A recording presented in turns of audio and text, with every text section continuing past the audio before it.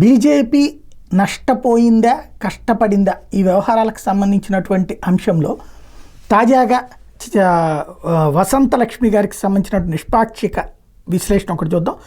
నీతి లేని ఒక పార్టీ 2024 ఎన్నికల్లో మోడీది నైతిక పరాజయం అని పదే పదే అనడం అనేసి ఆనందపడటం హాస్యాస్పదం.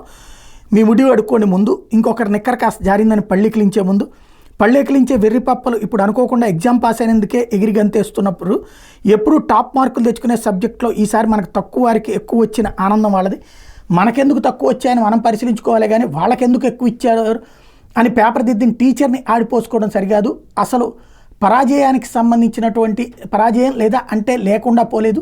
రచ్చగెలిచి ఇంట ఓడిన 8, వీధిలో గెలిచి పెరట్లో జారి చనిపోయినట్టుగానే ఉంది. కేంద్ర ప్రభుత్వం బాజిపాదే, కానీ కొన్ని ముఖ్య రాష్ట్రాల్లో చాలా సీట్లు కోల్పోయింది.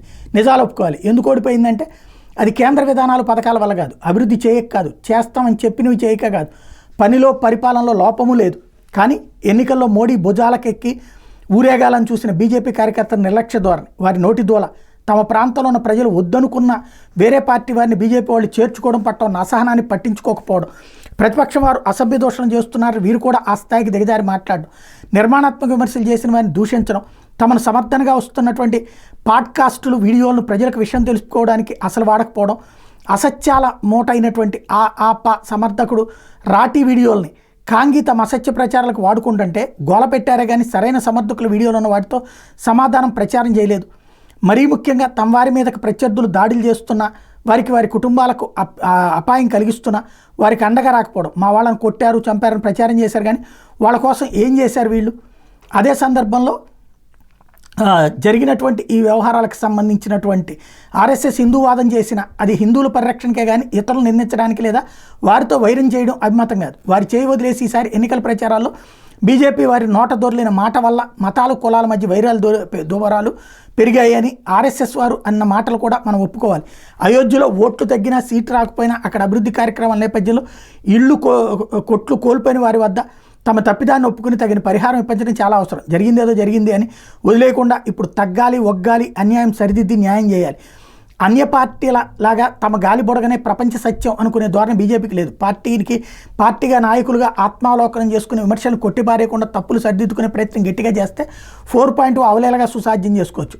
ఇప్పుడు ఎక్కడ ఏ పొరపాటు జరిగింది అని విచారించడానికి కమిటీలు పెట్టినా వారి మాట మాత్రమే కాకుండా జనం ఏమంటున్నారో వినాలి.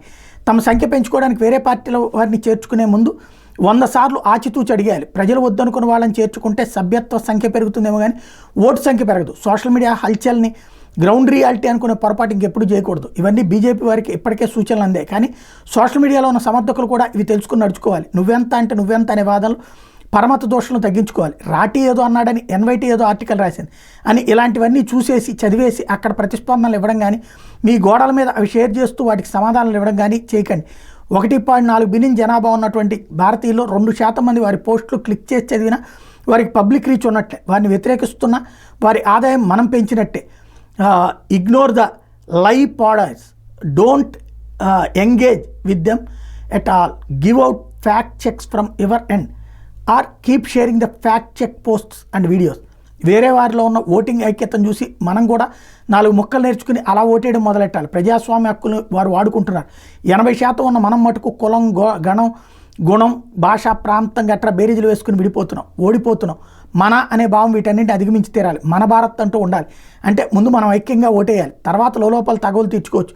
మోడీ అనుకో చేయవలసిన పని వాళ్ళు చేస్తారు, మనం చేయాల్సిందంతా మనం చేద్దాం అంటూ ఓవరాల్గా తాజా లోక్సభ ఎన్నికల్లో బీజేపీ సొంతంగా ప్రభుత్వం ఏర్పాటు చేసే స్థాయిలో సీట్లను సాధించలేకపోయినటువంటి నేపథ్యంలో జరుగుతున్న అంశం మీదన కీలకమైన పాయింట్ అది. వాళ్ళ పార్టీ కార్యకర్తలకి దిశ నిర్దేశిస్తూ చేయాల్సినటువంటి అంశాలని టచ్ చేస్తూ సాగినటువంటి అంశం ఇది.